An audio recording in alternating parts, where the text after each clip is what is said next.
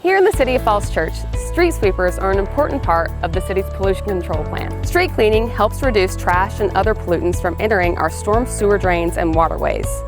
There are over 1,000 storm drains in the city. If those get clogged or backed up, trash and debris can flood it, and if there's a heavy rainstorm, water can back up. Street sweeping also picks up sediment, which isn't just harmless dirt. It contains toxic contaminants, often from cars, that when washed into our storm drains can enter our waterways, pollute our streams, and the Chesapeake Bay. Here's how you can help. When street sweeping is in your neighborhood, don't park your vehicle on the road. It's hard for sweepers to effectively clean the gutters when there's a car parked in the way.